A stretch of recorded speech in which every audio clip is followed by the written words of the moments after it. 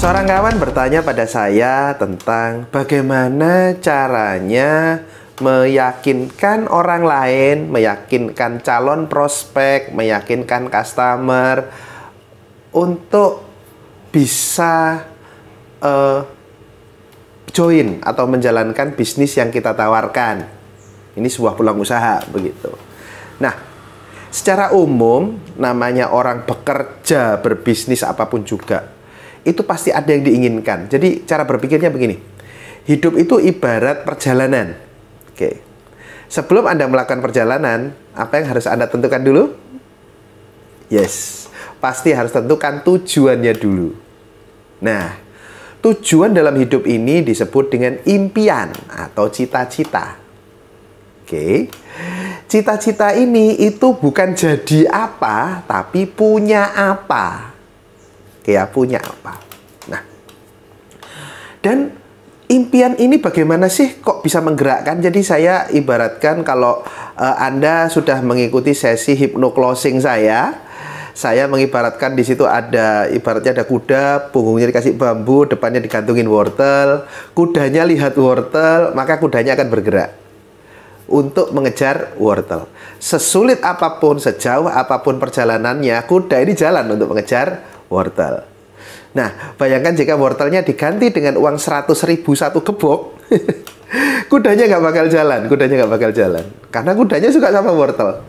Sama juga dengan cara berpikir manusia. Manusia itu bergerak mendekati kesenangan dan menjauhi sengsara. Oleh sebab itu, kita wajib jeli untuk mengetahui wortelnya customer kita ini apa sih? Wortelnya prospek kita ini apa sih? Jangan sampai kita ngasihin yang bukan wortelnya dia. Contoh tadi gambar kuda tadi. Dikasih wortel sama dikasih uang 100.000 satu gebok. Yang milih wortel lah. Kudanya begitu. Meskipun bagi kita ya enak uang 100.000. Nah, seringkali kegagalan dalam meyakinkan calon prospek, meyakinkan customer adalah karena tidak jeli untuk melihat wortel lawan bicara kita. Atau kita cenderung untuk memaksakan wortel kita, bukan wortelnya dia. Nah, untuk mengetahui wortel itu seperti apa, impiannya dia seperti apa, itu kita harus tahu dulu bahwa wortel ini, impian ini, itu punya tiga syarat. Nah, syarat yang pertama, wortel ini harus mudah dibayangkan. Oke, harus mudah dibayangkan. Jadi nggak bisa kita memberikan menawarkan sebuah impian yang nggak ada gambarnya. Dia sulit membayangkan. Bukan kita ya, dia, lawan bicara kita. Contoh, ada orang itu yang nggak pernah tahu uang 1 miliar. Ada orang yang nggak tahu uang 100 juta. Dia taunya hanya tahu uang 1 juta, itu taunya hanya itu. Nah, sebesar apapun bisnis Anda, miliaran kayak triliunan kayak dan sebagainya, Anda ajak dia join. Nah, ketika Anda ngomong uang miliaran, Anda bilang uang ratusan juta, sulit bayangkannya. Maka Anda harus sesuaikan. Maka sebelum Anda ngomongin tentang bisnis, ngomongin penawaran, Anda harus gali dulu. Kalau dalam istilah hipnoterapi ini disebut dengan preinduksi. Anda gali dulu dia. Ngobrol ngalor ngidul ke sana kemari, tujuannya adalah untuk mempotret gambar orang ini yang mudah muncul itu apa. Misalnya berkaitan dengan uang. Oke, nilai uang yang mudah muncul bagi dia itu berapa? Nah, jadi kalau misalnya saya kasih contoh tadi, dia nggak tahu uang 100 juta, nggak tahu. Taunya uang 1 juta. Ya sudah, Bu, Pak, kalau Bapak mau menjalankan bisnis ini, Bapak bisa dapat uang 1 juta setiap hari. Mungkin dia 1 juta setiap bulan. Tapi ini 1 juta setiap hari. Mudah bayangkannya. Oke. Sebaliknya juga gitu. Ada orang yang terbiasa ngomong itu miliaran. Ngomongnya miliaran. Barang-barang sifatnya miliaran. Barang-barang premium dan sebagainya. Fasilitas premium dan sebagainya. Nah, Anda juga harus memprofil itu gitu. Jangan sampai ketika dia levelnya miliaran, Anda tawarkan jutaan. Nggak muncul gambarnya.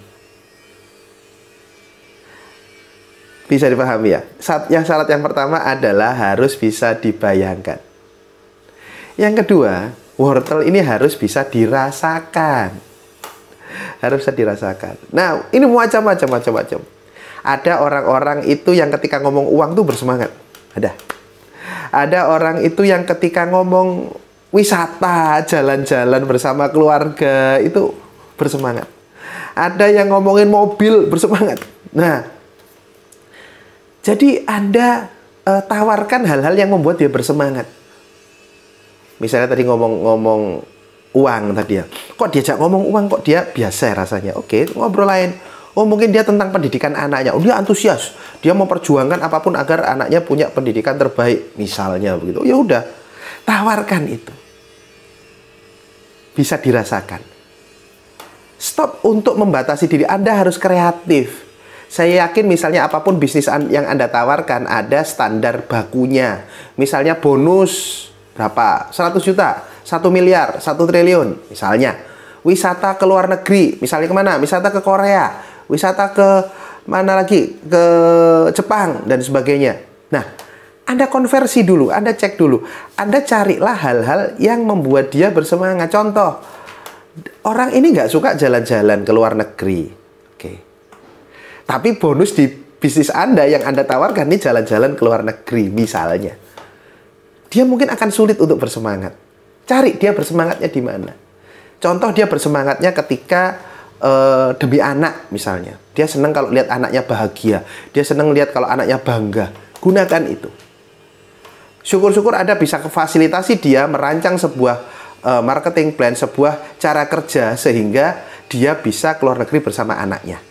Atau jika terpaksa hanya dia saja yang bisa keluar negeri, upayakan sehingga ibu kalau sampai pergi ke Jepang, ibu itu kalau sampai pergi ke Jepang, otomatis ibu sudah punya penghasilan sekian.